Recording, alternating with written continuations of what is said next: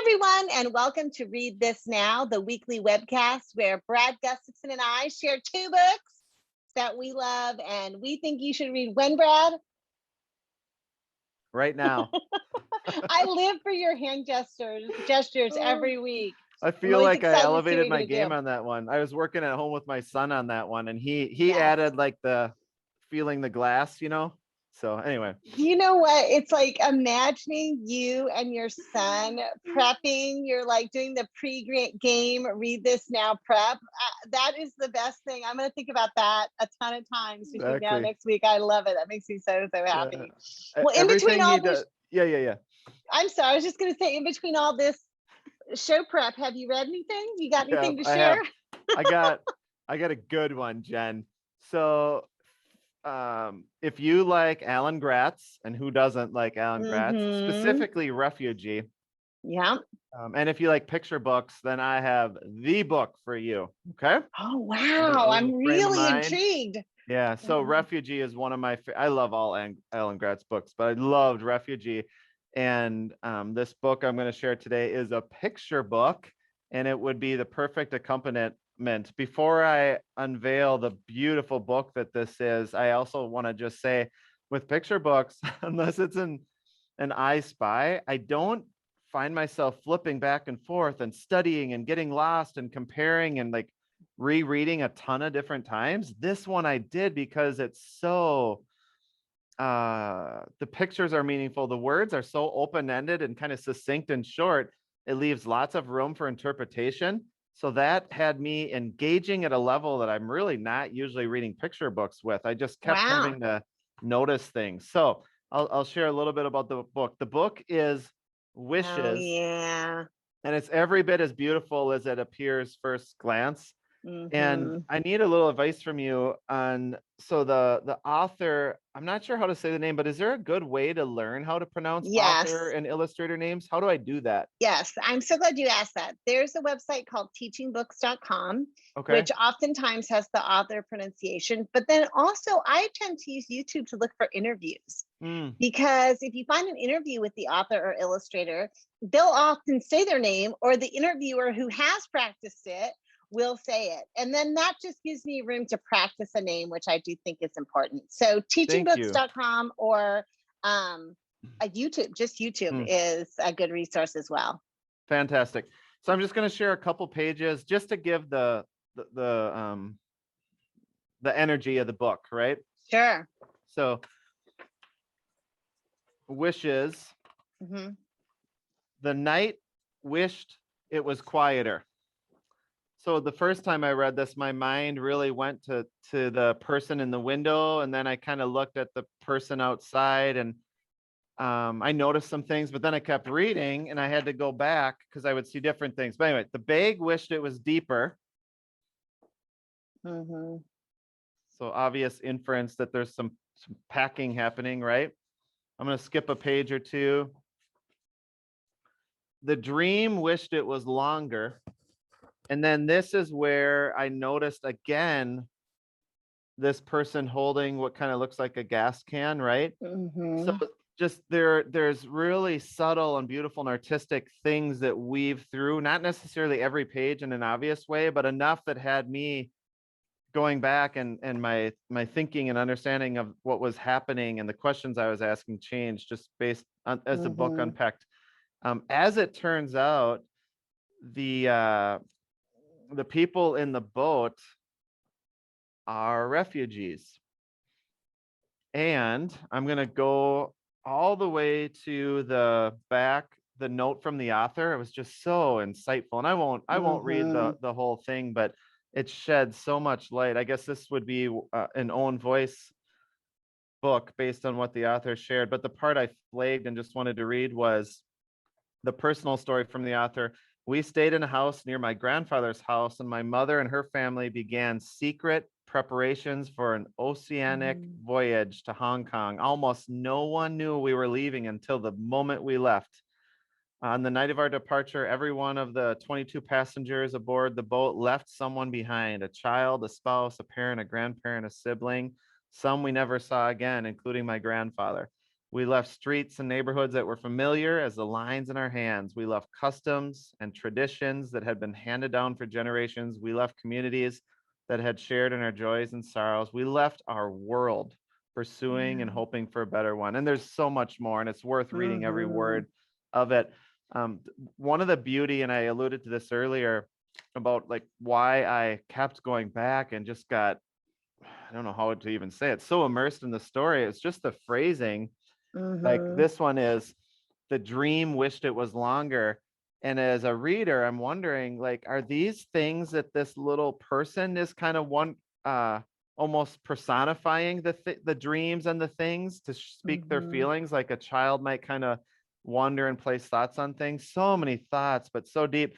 This book reminds me of a book, or it is a book that I would love to have an adult book club on, just to talk and dialogue and notice and share lived experiences and listen. So just a beautiful, beautiful gem. I checked, it's available 1 week from today, I believe, if I got my date right. So perfect timing to put this one on your calendar. It's called Wishes, and I will need to go to what was that website, Jen? That's okay. Hold the book up close to the author's name so we can see it. Even if we haven't practiced it, then that's wonderful. Great. Perfect. Yeah, and the illustrator, who's so talented. Yes, and of course we'll post it when we share this show. But it's like, number one, I love that book. It is gorgeous. And what I tell a lot of people is that not only do the interior illustrations live up to the cover and how beautiful it is, but so does the language and the phrasing in it. It's just, the whole thing is gorgeous. I love it. And I love that you connected it to refugee. Another book that I thought of when I was reading that book is Yasmin Warga's Other Words for Home, which is another middle grade novel. And it captures the experience of a family fleeing a war-torn, I may be misremembering it, but I think it was Syria that they were fleeing. But one of the reasons why I connected it to Wishes is because in that book, one of the characters desperately wishes that she could go home. Not that they all don't, but her desire to go home, even though she knows she cannot possibly do so, is so strong that it causes conflict between her and her family members who are trying to assimilate to their new home. And how it to me, it was a really interesting conversation or illustration of how, obviously, number one, the refugee or immigrant experience is not monolithic. People don't feel, not everyone who flees for the same reasons. And even though people flee generally because they're looking for someplace safer, better, more secure, that doesn't mean that they don't deeply and profoundly think about all the things they left behind and wish that their original home could be the place that they stayed. And so that was really, I found myself thinking of that book as I was reading Wishes. So I'm so glad you book talked it today. Yeah, hey Jen, this will be one of the most ignorant things I'll ever say, but just to level with everyone, before you read a book like Refugee, or before I read Refugee, I might think I have it all figured out with regard to other people's experiences or what rules and policies should be. And then you just catch a little bit of glimpse, even from a fictional book or from an own voices book, someone who lived it, right? And you start to deepen your understanding and develop some empathy, and I think widen the screen is one of the phrases I've heard, and it just helps. It's just a subtle reminder, like we can learn so much from books and other people's stories, and why wouldn't we want to? I don't know. Right. No, I mean, we often, whenever we share picture books, we invoke our friend John Shu, and I'm thinking about him now because John and I have a running joke that every time I see him present, I keep a Post-it note and tally up all the times that he mentions Kate DiCamillo. Yes. And I'm just thinking about him, he would be tallying it because I'm about to mention her myself. She sort of famously said that stories connect us. And that those 3 words are so powerful and profoundly true for all the reasons that you just said. Because once you feel a connection to somebody's story, it's very hard to turn your back on them. It's hard to dismiss them. It's hard not to lend a helping hand when they reach for you. That's the power of story, is the connection that it leads to. So that's fantastic. When I read, I was late to the party, and I read Because of Winn-Dixie this past summer, I think. Yeah, I remember. But I felt like I was reading it next to John for some strange reason. But I think it's because every time I'm lucky enough to be in one of his sessions or workshops, you guessed it, he mentions Kate. So it's a running joke. I keep a little tally and I'll hold it up and it'll be like 6 tally marks or whatever. You know, I just joke because, you know, she's wonderful and he always mentions her in the right context, but it's just a funny thing. Well, per usual, where our book talking or our reading lives have are parallel this week, because I've got a picture book to share as well. And I'm going to tell you, this might be the week where we came the closest to sharing the same book, because I did pick up Wishes and think, I wonder if I should book talk it this week. And then I ended up choosing another one. So one of these days, I know we're going to have the same book, and that'll be so funny. And it was almost this week, almost. But I chose a different book to share this week because it's one that I've been thinking about a lot. And I keep finding myself coming back to it. And so I wanted to share it. It's also a picture book, but it's called Someone Builds the Dream. And it's by Lisa Wheeler and Loren Long. And I want to show a couple things here about the cover. So first of all, you know, here's your cover. And I saw someone do this recently, and it's something I never thought about doing with a picture book before. And it was an author who made a point of showing her picture book covers in the full spread to see how they were connected like this as like one piece of art. And so I kind of wanted to show that, to show you how these two outside, like the dust jacket, are different from the case cover, which I'm going to show you in a second. So there's the outside. You can see someone who looks definitely like they are a builder of some sort, right? And on the back, you've got the equipment. But then when you take off the dust jacket, you have a different view of sort of the same scene. And then if we open it, you can see how, look, it expands to show more of the bridge. And just like you, I want to read the first few pages of this book because it'll give you a sense of what it's about and why I love it so much. So if I were doing this with kiddos, of course, I would ask them to sort of take a look at this spread and kind of what they notice, etc. about it. But the words go, all across this great big world, jobs are getting done. By many hands in many lands, it takes much more than one. And I'm going to read the next page and then I'll show it to you. An architect creates a space. She'll draw, redraw, measure, and trace a woodsy, warm, and peaceful place. But, and here's the architect. There she is, drawing her spot. She's got a little kitty on her dresser. But someone works to guide the saws, plane the logs, lead the team. And now we see all that's going into building the house that the architect dreams of, right? And someone needs to pound the nails. Someone needs to build the dream. And there's this, then we get to see the house being finished up and different people. And as the book goes on, we see other things being built, from the math that goes on to build a bridge, to the people who pour the ore, etc., to build it. And we see different dreams, how they are conceived by someone who has the idea, and then all the different people it takes to build the dream. We're all the way back down to, as we get to the end of the book, there's also some spreads about how a book is made, which I think is wonderful. Cool. But what I kept thinking about when I was reading this book is I kept thinking about another picture book that we shared I think it's been a year or two since it came out now. And I'm forgetting the author's name. Our 3.5 viewers will know it very quickly. But the book is called My Poppy Had a Motorcycle. Mm-hmm.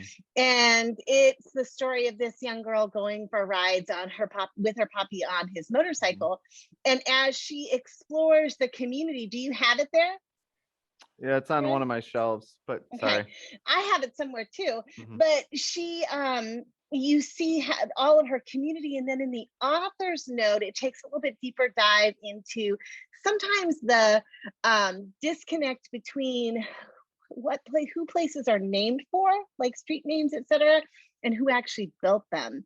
And so I was thinking about that book and this book alongside each other to help kids understand that it's not one person who's responsible for the world that we see and the things that we use every day, but so many, many, many people it takes to build the dream, people from all different backgrounds, walks of life, etc. So I'll show the cover one last time. It's Someone Builds the Dream, and it's by Lisa Wheeler and Loren Long, and I think you should read it right now.